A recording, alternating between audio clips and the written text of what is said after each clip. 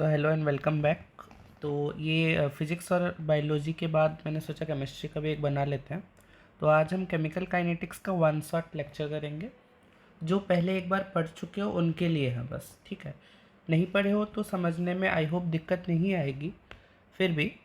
और ये नीट के पॉइंट ऑफ व्यू से है, तो मैं ज़्यादा डेप्थ में भी नहीं पढ़ाऊँगा। जितना हमें नीट के लिए ज़रूरी है उतना ही पढ़ लेंगे, ठीक है।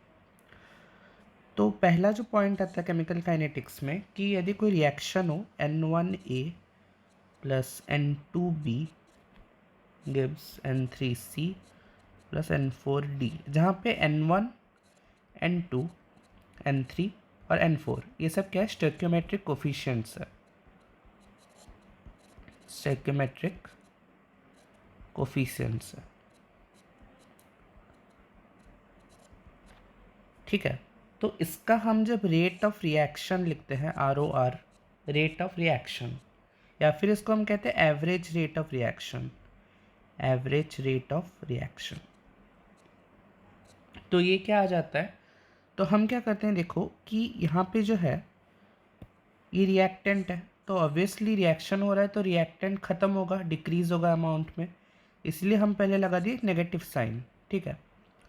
और ये प्रोडक्ट्स है तो ये इंक्रीज़ होंगे, तो इसमें हम यूज़ करेंगे पॉजिटिव साइन और इसमें नेगेटिव साइन, ठीक है। तो रेट ऑफ रिएक्शन जो होगा वो क्या होगा, देखो ROR इक्वल टू माइनस इसका जो स्टोइकियोमेट्रिक कोफिशिएंट है इसको इन्वर्स में लाओ 1/n1, ठीक है, dA/dt। dA/dt क्या होता है, rate of change of A, ठीक है, with respect to time, equal to जितना A ख़त्म हो रहा है उसी के रेट में B ख़त्म होगा, मतलब 1/n2 dB/dt। अब ये फॉर्म देख के डर मत जाना, कुछ ऐसा हाईफाई नहीं लिख दिया और रॉकेट साइंस कुछ नहीं है। Plus 1/n3 dC/dt equal two plus 1/n4 dD/dt। देखो क्वेश्चन कैसे आ सकता है, rate of finishing of reactant A is, let's say कोई रेट दे दिया, जैसे कुछ भी दे सकता है, जैसे -20, ठीक है, ऐसा कुछ यूनिट के साथ दे दिया जाता है, मोल पर लीटर, मोल लीटर इनवर्स टाइम इनवर्स, ठीक है, ऐसा कुछ दे देते हैं। तो find the rate of change of dB, तो यहाँ से डायरेक्ट उसका स्टोइकियोमेट्रिक कोफिशिएंट इक्वेट करके आ जाएगा, ठीक है। अब हम बात करते हैं रेट लॉ के ऊपर, ठीक है। रेट ऑफ रिएक्शन हो गया, रेट लॉ क्या कहता है, रेट लॉ, और रेट लॉ के बेसिस पे हमारे reactions zero order, first order, second order, third order को टेंड करता है, ठीक है। रेट लॉ क्या है, rate equal to rate constant K into concentration of A into concentration of B। ये चैप्टर बहुत आसान है, मानता हूँ देखने को थोड़ा कॉम्प्लेक्स लग सकता है, ठीक है, पर इसके जब क्वेश्चन सॉल्व करोगे तो ऐसा होता है कि कैलकुलेशन की वजह से हम फंस जाते हैं, पर ये चैप्टर ऐसा है नहीं, ठीक है। तो ये जो है रेट लॉ ये हो गया, ठीक है, K इंटू A और B। A और B क्या है, ये सब रिएक्टेंट्स है, प्रोडक्ट्स नहीं आता है रेट लॉ में, रिएक्टेंट्स। और जो K है उसको हम कहते हैं रेट कांस्टेंट, रेट कांस्टेंट, या फिर इसको हम कह सकते हैं स्पेसिफिक रिएक्शन रेट, ठीक है। हाँ, अब हम बात करते हैं order of reaction. Order of reaction, ऐसा हम सुनते हैं कि एक रिएक्शन फर्स्ट ऑर्डर है, फर्स्ट O लिख देता हूँ, कोई रिएक्शन सेकंड ऑर्डर है, कोई रिएक्शन थर्ड ऑर्डर का है, कोई रिएक्शन जीरो ऑर्डर का है, ठीक है। तो ये जो ऑर्डर होता है एक एक क्वांटिटी के बेसिस पे होता है, जैसे A है, B है, इसके ऊपर जो स्टोइकियोमेट्रिक कोफिशिएंट्स होंगे उसके बेसिस पे ऑर्डर निकाला जा सकता है। जैसे एक ऑर्डर को हम X ले लेते हैं, X equal to order of reaction with respect to A, ठीक है। यदि कोई रिएक्शन का टोटल ऑर्डर पूछता है तो X प्लस वाई होगा, Y क्या है, order of reaction with respect to B। सोच लेते हैं कोई क्वेश्चन में दे दिया order of reaction with respect to A is 1, order of reaction with respect to B is 2, तो total order of reaction 3, ठीक है। हाँ, सूडो ऑर्डर रिएक्शंस भी कुछ होते हैं, सूडो ऑर्डर रिएक्शन, ये नाम भी बहुत बार सुने होंगे 12th क्लास वाले। सूडो ऑर्डर रिएक्शन यानी कि जहाँ पे वाटर हो और वाटर एक्सेस में होता है यहाँ पे, ठीक है, तो ये रेट लॉ को अफेक्ट करता नहीं है, इसलिए हम कहते हैं सूडो ऑर्डर रिएक्शन, ठीक है। तो ऑर्डर के बारे में कुछ इंपॉर्टेंट पॉइंट्स, जैसे ऑर्डर एक एक्सपेरिमेंटल क्वांटिटी है, order of reaction is an experimental quantity, ठीक है। इसको हम ऐसे निकाल नहीं सकते हैं, मतलब कोई भी नहीं कह सकता है ऑर्डर क्या है, ठीक है। ये जीरो हो सकता है, पॉजिटिव, नेगेटिव, फ्रैक्शनल, कुछ भी, ठीक है। अब हम देखते हैं के का यूनिट हम कैसे निकालेंगे, ये जो के है अलग अलग रिएक्शंस में कैसे निकालेंगे उसका यूनिट, ठीक है। अब हम मान लेते हैं कोई रिएक्शन nth ऑर्डर का है, nth ऑर्डर, तो उसका यूनिट ऑफ के जो होगा, unit of K equal to mole litre inverse 1 minus n time inverse, ठीक है। इसका मतलब क्या हुआ, जैसे फर्स्ट ऑर्डर रिएक्शन है, जैसे कोई रिएक्शन फर्स्ट ऑर्डर का है, n का वैल्यू क्या होगा 1, तो k का यूनिट क्या होगा मोल लीटर इनवर्स 1 माइनस 1, 0 हो गया, टाइम इनवर्स, टाइम को हम सेकंड में नॉर्मली लिखते हैं, तो k का जो यूनिट होगा वो सेकंड इनवर्स आ जाएगा। और हम देखते भी हैं कि फर्स्ट ऑर्डर रिएक्शन में k का यूनिट सेकंड इनवर्स ही होता है, डिपेंड करता नहीं है, ठीक है। For first order reaction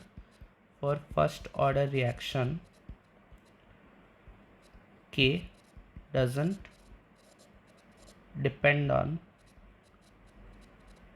concentration, ठीक है। ये स्टेटमेंट हम बार बार पाते हैं नीट में।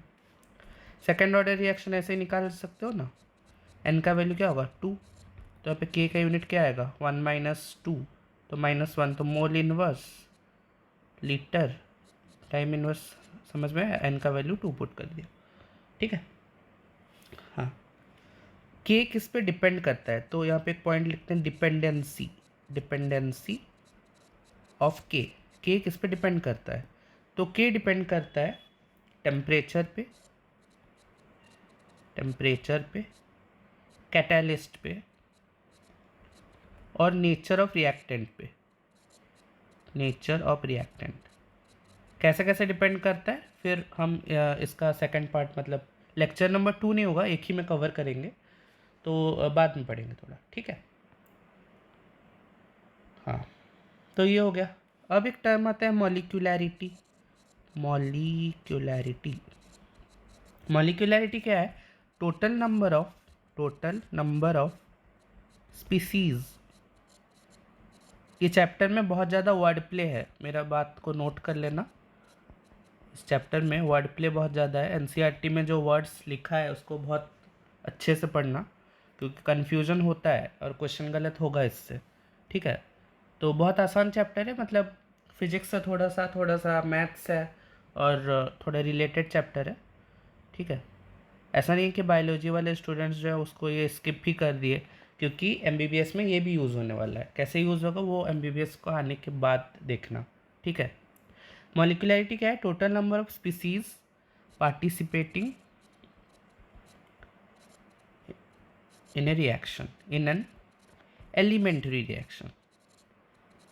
एलिमेंट्री रिएक्शन मतलब क्या है, जो सिंगल स्टेप में हो, सिंगल स्टेप रिएक्शन, ठीक है।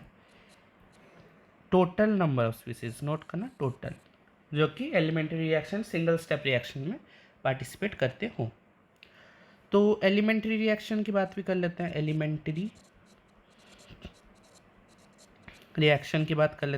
रिएक्शन मतलब सिंगल स्टेप रिएक्शन, मैंने बता दिया, N1A प्लस N2B डायरेक्टली मिलके क्या बन गया, प्रोडक्ट बन गया।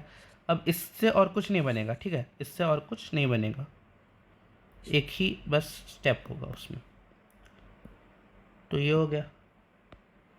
तो रेट लॉ क्या होगा इसके लिए, rate law equal to K A N1 A to the power N1 B to the power N2। इसका यदि कोई ऑर्डर पूछ लेता है क्या होगा, N1 प्लस N2, ठीक है। तो एलिमेंट्री रिएक्शन के लिए फ्रैक्शनल ऑर्डर पॉसिबल नहीं है, मैंने क्या बोला, फिर से बोल रहा हूँ, एलिमेंट्री रिएक्शन के लिए fractional orders are not possible, ठीक है, फ्रैक्शनल ऑर्डर्स पॉसिबल नहीं है। सूडो फर्स्ट ऑर्डर रिएक्शन, मैंने वहाँ पे टर्म ले लिया था ना, सूडो फर्स्ट ऑर्डर रिएक्शंस। तो इसके लिए क्या है, मॉलिक्यूलैरिटी मोर देन वन होता है हमेशा, ठीक है। एग्जाम्पल क्या लिख सकते हो, hydrolysis of ester, hydrolysis, NCERT में रिएक्शन दिया है, देख लेना, एस्टर CH3COOOH सब, ठीक है। क्योंकि फर्स्ट ऑर्डर सूडो क्यों होता है, क्योंकि यहाँ पे H2O जो है वो एक्सेस में प्रेजेंट है, ठीक है। कॉम्प्लेक्स रिएक्शन की बात कर लेते हैं थोड़ा। कॉम्प्लेक्स रिएक्शन यदि वो रिएक्शन होता है जो कि बहुत सारे स्टेप्स में कंप्लीट होते हैं, ठीक है। ऐसे रिएक्शंस जो सिंगल स्टेप में ख़त्म ना हो, कॉम्प्लेक्स रिएक्शंस मैनी स्टेप्स, ठीक है, बहुत सारे स्टेप्स में ख़त्म होते हैं। जैसे एग्जांपल ले लेते हैं, जैसे मैंने ले लिया 2N2O5 converted to 4NO2 plus O2, ठीक है। अब ये रिएक्शन जैसे दिखने में लग रहा है, ऐसा है नहीं, इसमें 3 स्टेप्स है। कैसे कैसे है, पहले क्या होता है, 2N2O5 ब्रेक करता है रिवर्सिबली 2NO2 प्लस 2NO3 में, ठीक है। फिर क्या होता है, NO2 प्लस NO3 मिलके NO2 plus NO plus O2 में कन्वर्ट होते हैं। फिर NO प्लस O2 मिलके NO प्लस NO3 मिलके 2NO2 में कन्वर्ट होता है, ठीक है। इतने सारे स्टेप्स है, और ये जो है ये RDS है, रेट डिटरमाइनिंग स्टेप, ठीक है, सबसे स्लोएस्ट स्टेप।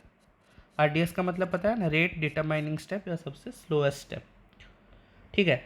तो हमेशा याद रखना कि जो रेट है, rate depends upon rate determining step, ठीक है, उसका नाम ही है, रेट डिटरमाइनिंग स्टेप पे रेट डिपेंड करता है।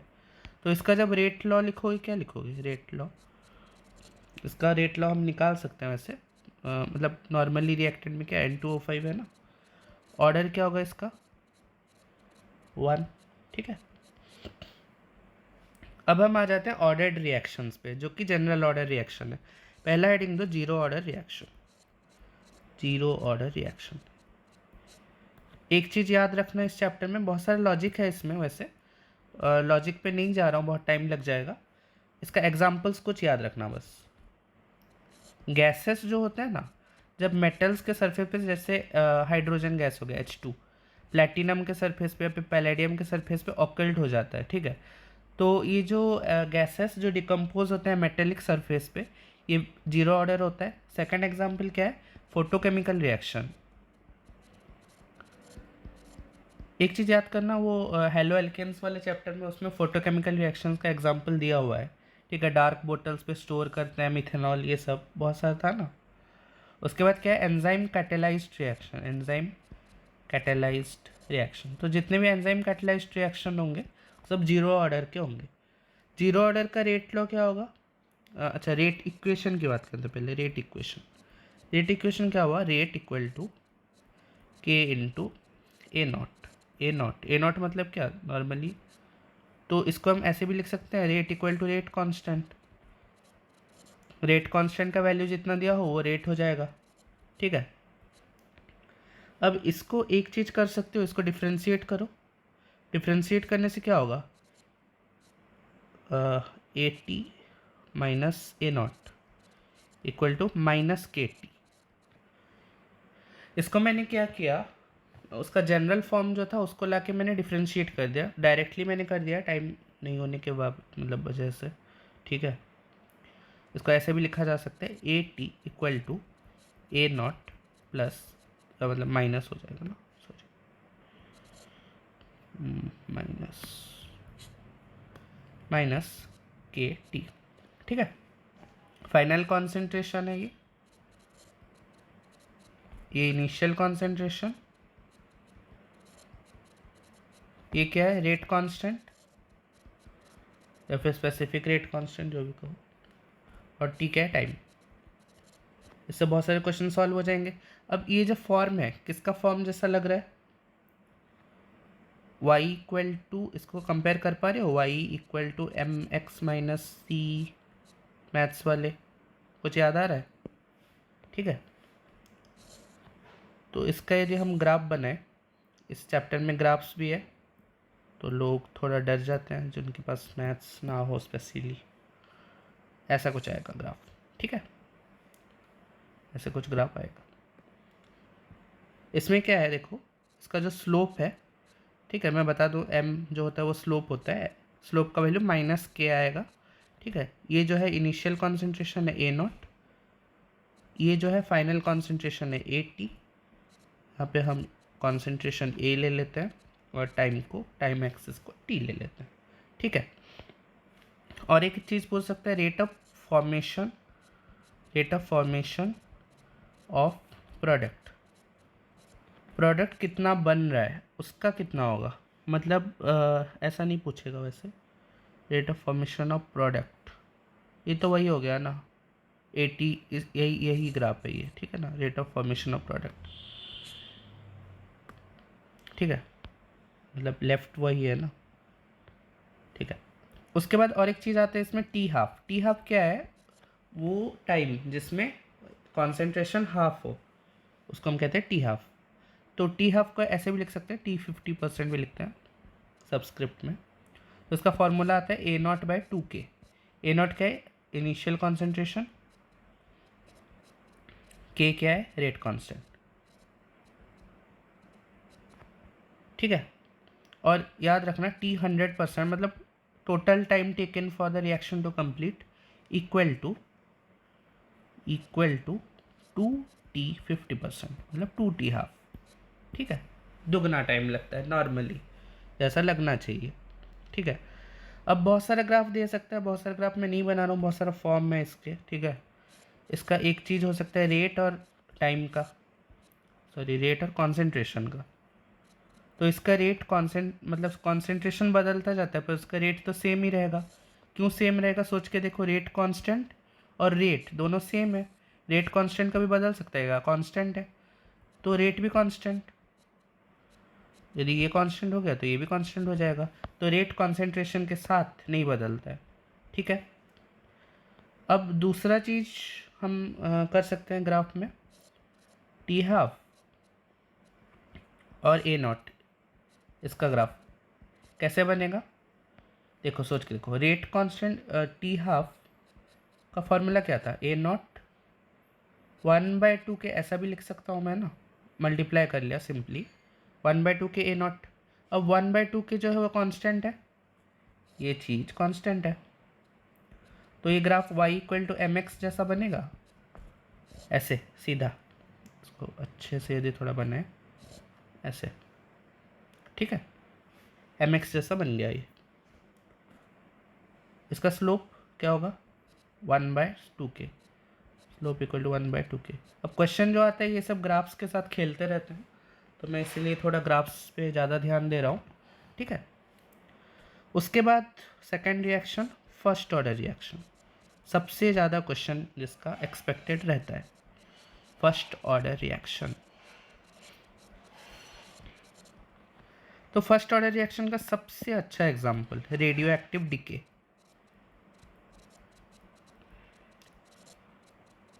प्रोटोनिक डिके, न्यूट्रॉनिक डिके, बहुत सारे डिकेज होता है, रेडियो एक्टिविटी पे मतलब जाना अभी सही नहीं होगा, ठीक है, पढ़ाने को पढ़ा सकते हैं हम, रहने दो। और first order reaction, pseudo first order भी तो फर्स्ट ऑर्डर रिएक्शन ही है ना, सूडो फर्स्ट ऑर्डर रिएक्शंस, ठीक है, ये भी फर्स्ट ऑर्डर रिएक्शंस ही है। तो इसका जो रेट इक्वेशन होता है, रेट इक्वेशन जो इसका होता है, R equal to minus D A by D T, ये तो नॉर्मल फॉर्म है, इक्वल टू KA1। मतलब अब देखो जीरो ऑर्डर रिएक्शन में क्या हो रहा था कि जो रेट है वो रेट कांस्टेंट के बराबर हो जा रहा था, रेट कॉन्सेंट्रेशन पे डिपेंड नहीं कर रहा था। अब यहाँ पे जो रेट है वो कॉन्सेंट्रेशन पे डिपेंड करता है, तो rate depends upon concentration of reactant, ठीक है, डिपेंड कर रहा है। अब इसका इंटीग्रेटेड फॉर्म होता है, इंटीग्रेटेड रेट इक्वेशन जिसको कहते हैं, इंटीग्रेटेड फर्स्ट ऑर्डर, इसमें वर्ड प्ले है, मैंने पहले ही बता दिया। Integrated first order rate equation, पूरा नाम। तो ये होता है K T equal to 2.303 log A not by 80।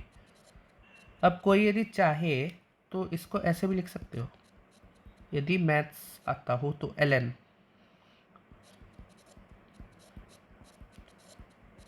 जिनको नहीं पता बता देता हूँ कि जो ln होता है इसको हम रिप्लेस यदि करते हैं तो 2.303 लॉग के साथ रिप्लेस कर सकते हैं। ठीक है, बस इतना समझ लेना। अब वो लॉगरिदम्स में नहीं पढ़ा रहा, ठीक है, ऐसे लिख सकते हो। यहाँ पे सभी जो सिम्बॉल्स है उसका यूजुअल मीनिंग्स है। के मतलब रेट कांस्टेंट, टी मतलब टाइम, ln का नेचुरल लॉगरिदम, ठीक है। ए जो है इनिशियल कॉन्सेंट्रेशन है और ए टी जो है फाइनल कॉन्सेंट्रेशन। क्लियर? ठीक है, तो अभी इक्वेशन को यदि कंपेयर करना है ना, ठीक है, अभी इक्वेशन को यदि हम कंपेयर करते हैं तो इसको हम ऐसे लिख सकते हैं। देखो, लॉगरिदम का एक वो होता है, रूल होता है, रूल ऑफ लॉग, कि हम क्या कर सकते हैं, के टी इक्वल टू 2.303 लॉग, जो ये सब है ना, log A not divided by 80 है। इसको हम ऐसे भी लिख सकते हैं, इसको हम माइनस में ला सकते हैं, आई मीन, ठीक है, इसको हम माइनस में ला सकते हैं, लॉग ए नॉट माइनस 80 कर सकते हैं। तो वैसे फॉर्म आ जाएगा उसका, ठीक है, माइनस में यदि ले आना तो उसका एक अच्छा सा फॉर्म आ जाएगा। तो इसका जब हम ग्राफ बनाएंगे, इसका जब हम ग्राफ बनाएंगे तो ऐसा ही होगा।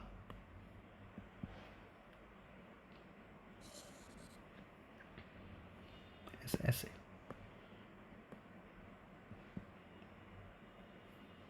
ठीक है। यहाँ पे हम लिख देते हैं log 80, यहाँ पे हो गया log ए नॉट, स्लोप का वैल्यू माइनस के बाय 2.303, और ये टी टाइम एक्सेस, टाइम, ठीक है। तो यदि वो फॉर्म में बता भी दूँ, ठीक है, बता देता हूँ जिसको समझ में नहीं आ रहा होगा। तो इसका जो इक्वेशन होता है, log 80 equal to log A not minus K by 2.303, ठीक है। मैंने सही लिखा है क्या? एक मिनट, उल्टा हो गया यार, minus K by 2.303 T plus log A not, ठीक है, अब सही है, ठीक है। तो ये वाला जो है वो फॉर्म है उसका, जो ये ग्राफ मैंने अभी बनाया, ठीक है। और एक चीज़, रेट और कॉन्सेंट्रेशन में क्या रिलेशन आएगा, रेट कॉन्सेंट्रेशन में, छोटा सा ग्राफ बना देते हैं इसके भी। रेट और कॉन्सेंट्रेशन में स्ट्रेट लाइन आएगा।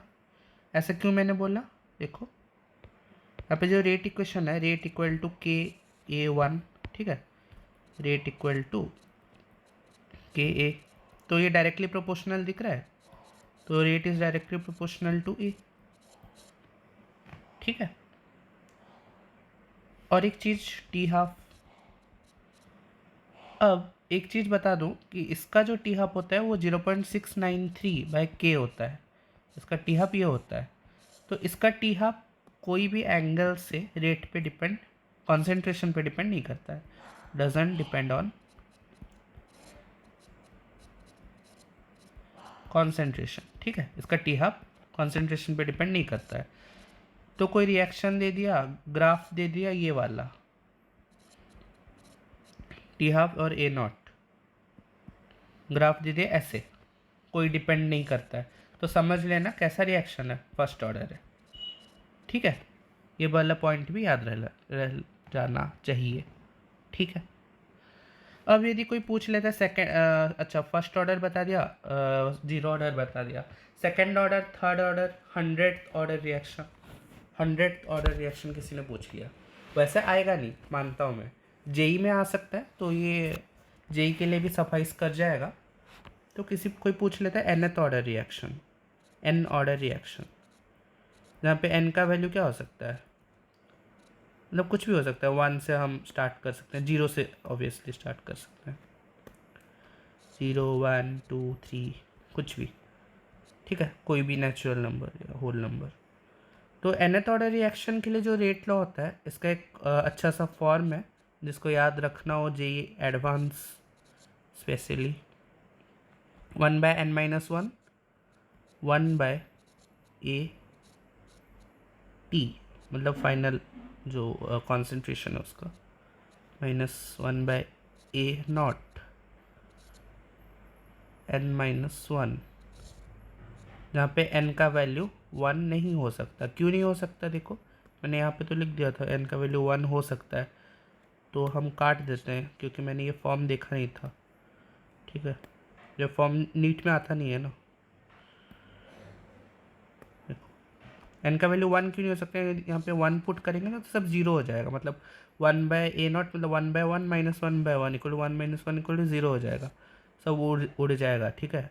तो फर्स्ट ऑर्डर के लिए याद ही रखना पड़ेगा ऑब्वियसली, ठीक है।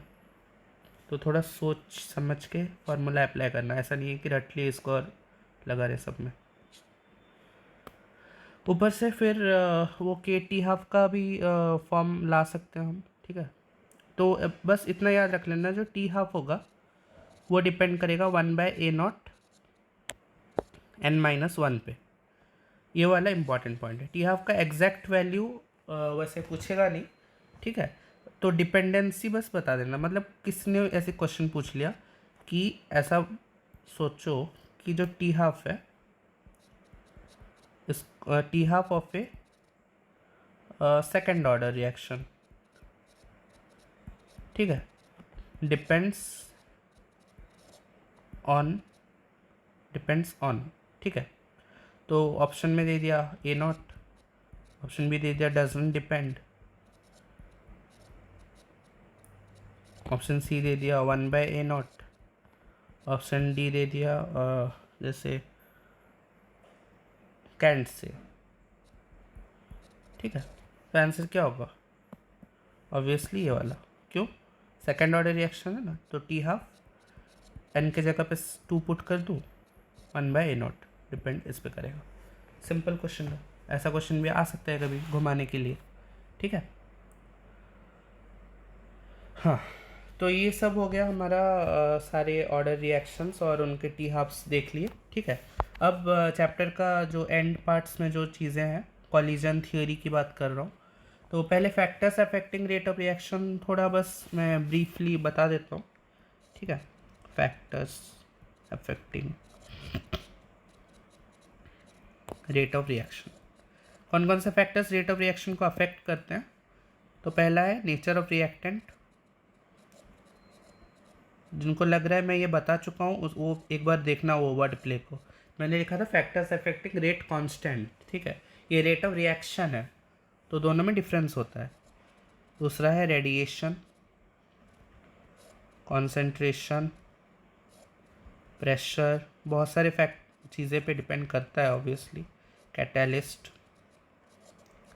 टेम्परेचर, ठीक है, ये सब पे डिपेंड करता है। टेम्परेचर पे कैसे डिपेंड करता है, एक फॉर्मूला पता है, टेम्परेचर पे कैसे डिपेंड करता है। तो हमारे पास एक इक्वेशन होता है जिसको आप कहते हैं erroneous equation, erroneous equation, erroneous equation क्या था, तो K = AE - EA/RT, इक्वेशन कुछ याद आया, ठीक है। तो ये जो इक्वेशन है इसमें ए का मतलब क्या है, ये अरेनियस कांस्टेंट है, अरेनियस कांस्टेंट, या फिर इसको हम फ्रीक्वेंसी फैक्टर भी कहते हैं, फ्रीक्वेंसी फैक्टर। E जो है एक्टिवेशन एनर्जी होता है, एक्टिवेशन एनर्जी का मतलब पता है, वो एनर्जी जो वो थ्रेशोल्ड एनर्जी जिसको हम यदि प्रोवाइड कर दें तो एक रिएक्शन शुरू हो जाए, उसको हम कहते हैं एक्टिवेशन एनर्जी, ठीक है। आर क्या है? Rate constant, sorry rate constant बोलूँ, गैस कांस्टेंट। मोल कॉन्सेप्ट में पढ़ते हैं ना, आर गैस कांस्टेंट 0.0821 8.314 जूल, ऐसा कुछ याद आ रहा है, वो आर वहाँ का। टी क्या है? टेम्परेचर, ठीक है, टी क्या है? टेम्परेचर। तो ये वाला जो टर्म है, और एक चीज़ बता दूँ कि minus E A by R T को, ठीक है, ई टू द पावर, मतलब E to the power minus E A by R T को हम बोल्ट्जमैन फैक्टर भी कहते हैं, बोल्ट्जमैन फैक्टर, ठीक है, ठीक है, हो गया। उसके बाद है collision theory, last topic chapter का, कोलिजन थियोरी। तो कोलिजन थ्योरी में हमें कुछ पॉइंट्स बस याद रहना चाहिए कि कोई भी रिएक्शन होने के लिए एक मिनिमम अमाउंट ऑफ एनर्जी चाहिए, एक minimum amount of energy possessed by molecules for reaction to occur, ठीक है। एक रिएक्शन अकर करने के लिए मिनिमम अमाउंट ऑफ एनर्जी जो चाहिए उसको हम कहते हैं थ्रेशोल्ड एनर्जी। अब थ्रेशोल्ड एनर्जी और एक्टिवेशन एनर्जी इंटरचेंजेबली यूज़ होता है, पर एक माइन्यूट डिफरेंस है। जो थ्रेशोल्ड एनर्जी होता है वो इक्वल होता है पोटेंशियल एनर्जी ऑफ, अब रिएक्टेंट्स जो है वो कोई पोटेंशियल रखता है, उसका कोई पोटेंशियल एनर्जी होता है, ठीक है। पोटेंशियल एनर्जी ऑफ रिएक्टेंट एक ग्राफ से समझ लेंगे, अभी ये समझ में नहीं आ रहा है तो एक्टिवेशन प्लस एक्टिवेशन एनर्जी, ठीक है।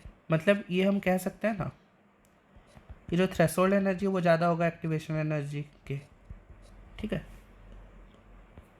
तो रिएक्शन एक कर्व देखते हैं, बहुत ज़्यादा इनफेमस कर्व है ये, ठीक है, एनसीईआरटी में दिया हुआ है ऑब्वियसली। तो यहाँ पे मैं ले लेता हूँ एनर्जी, यहाँ पे मैं ले लेता हूँ प्रोग्रेस ऑफ रिएक्शन, एनर्जी और प्रोग्रेस ऑफ रिएक्शन, ठीक है। तो एनर्जी और प्रोग्रेस ऑफ रिएक्शन यदि ले लेता हूँ तो यहाँ पे पहले कुछ हम पोटेंशियल एनर्जी एज्यूम कर लेते हैं। सोच लो यहाँ पे दो मॉलिक्यूल रिएक्ट किए, तो ये रहा पोटेंशियल एनर्जी उनका, ठीक है, इतना तक पोटेंशियल एनर्जी है। अब ये ऐसे गया ऐसे, ठीक है। ये रिएक्शन को गैस करना, थोड़ा गैस करोगे तो ये होगा एंडोथर्मिक। क्यों ऐसा मैंने बोला? क्योंकि एंडोथर्मिक का जो डेल्टा एच होता है वो पॉजिटिव होता है। जिनको नहीं पता थर्मोडाइनमिक्स एक बार पढ़ लेना, ठीक है, या फिर इग्नोर करना इसको यदि नहीं पढ़े हो तो।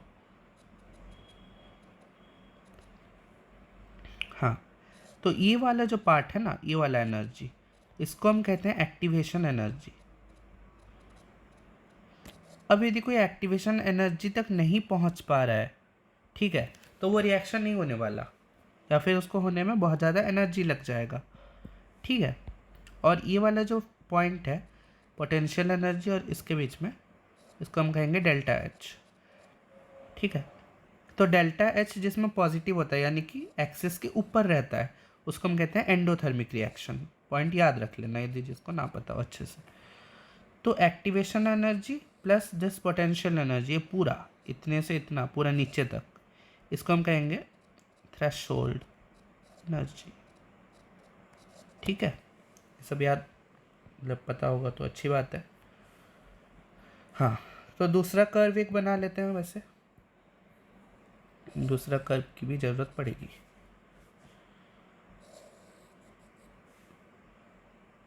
हाँ, ठीक है। तो जो दूसरा कर्व है उसमें भी हम कोई पोटेंशियल एनर्जी एज्यूम करेंगे, पी।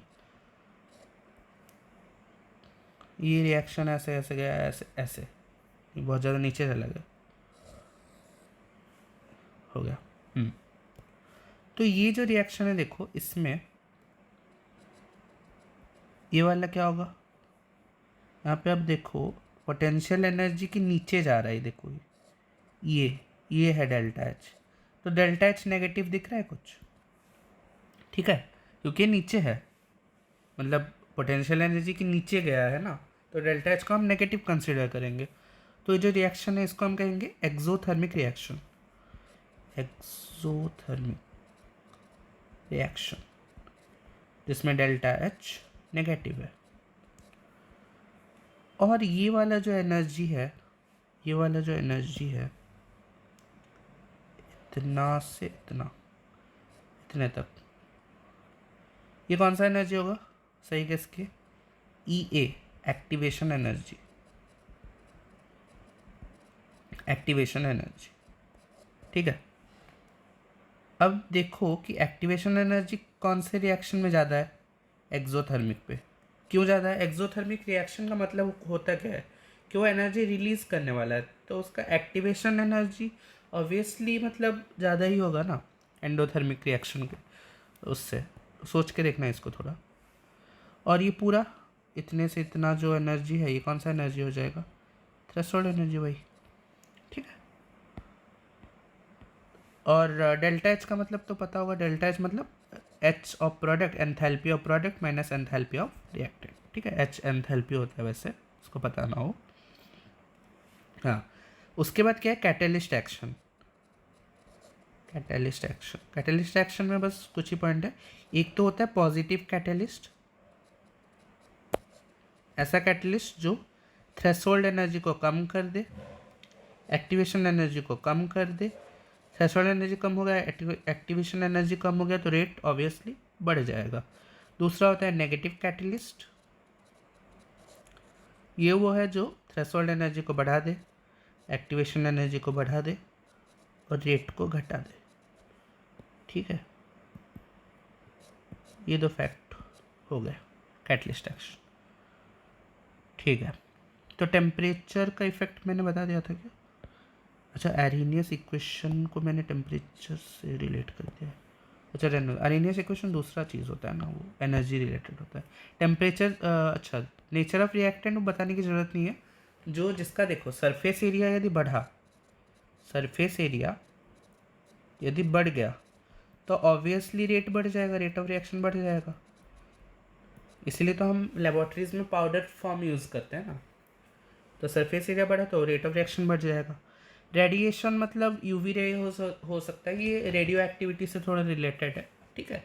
तो ऑर्डर उस पर डिपेंड करता है ना, रेडियो एक्टिविटी पे, इसलिए कॉन्सेंट्रेशन हमें पता है कैसे कैसे डिपेंड करता है सभी ऑर्डर्स का।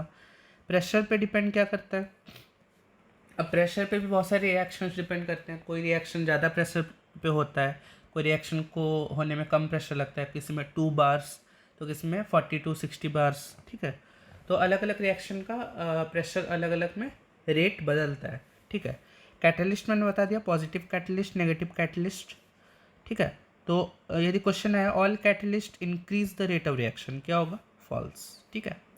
सारे कैटलिस्ट इंक्रीज नहीं करते हैं, डिक्रीज भी करते हैं। नेगेटिव कैटलिस्ट की बात कर रहा हूँ, ठीक है। हाँ, तो और रहा टेम्परेचर वाला। टेम्परेचर वाला एक इक्वेशन है, अच्छे से याद रखना है इसको। टेम्परेचर वेरिएंसी, टेम्परेचर वेरिएंसी, या फिर सॉरी, टेम्परेचर वेरिएंसी नहीं, रेट वेरिएंसी ऑन टेम्परेचर, ठीक है। तो इसका जो फॉर्मूला है देखो, वो है log k equal to log a minus E A by 2.303 R T, ठीक है। ये वाला फॉर्मूला होता है। इसको हम ऐसे भी लिख सकते हैं, इसको यदि चेंज के फॉर्म में लिखा जाए, log 10 base K2 by K1। K2 क्या है? Rate of reaction after variance in temperature, ठीक है। K1 क्या है? Initial rate, rate constant, sorry, ठीक है। क्योंकि सोच के देखो, रेट कांस्टेंट टेम्परेचर पे डिपेंड करता है। K डिपेंड्स ऑन टेम्परेचर ना, K डिपेंड्स ऑन टेम्परेचर। तो K2 क्या है? Final rate constant. K1 क्या है? इनिशियल रेट कांस्टेंट, ठीक है। तो log 10 base K2 by K1 equal to E A by 2.303 R 1 by T1 minus 1/T2। इसमें 10th में बहुत सारे न्यूमेरिकल्स किए भी हो गए है ना, बहुत बार आता है ये घिसा पिटा फॉर्मूला है, ज़्यादा कुछ वो नहीं है। तो ये हो गया। इसका ग्राफ बनाने की ज़रूरत है, बना लेते हैं।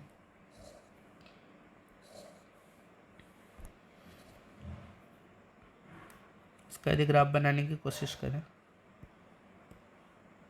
ये ऐसा बनता है ना, ऐसे ऐसे बनता है। इक्वेशन से सोच लेना, हो जाएगा आराम से। ठीक है, यहाँ पे मैंने लिया है log 10/k, यहाँ पे लिया है 1/t। ठीक है, एक्चुअली ये इसका ग्राफ है, राइट, इसका। ठीक है, और इसका जो स्लोप होगा -EA/2.303 r। ठीक है, तो आई होप सारे कॉन्सेप्ट क्लियर हो गए होंगे जितना मैंने। तो ये रिवीजन लेक्चर था, तो ये एक्सपेक्ट बिल्कुल मत करना कि मैंने सारा कवर किया होगा। ठीक है, ऑब्वियसली इसमें बहुत कुछ कवर्ड है और इसके बाद नीट में क्वेश्चन भी नहीं आएगा, पर ये फर्स्ट टाइम रीडर्स के लिए ज़्यादा बेनिफिशियल नहीं होगा क्योंकि रिवीजन लेक्चर है, तो रिवीजन बेसिस और पर्पस के लिए अच्छा होगा। तो देख लेना, बाकी नेक्स्ट वीडियो के लिए बताना, ज़्यादा टाइम भी हो गया, 30 मिनट का ख़त्म करना था। ठीक है, कोई बात नहीं, बाय।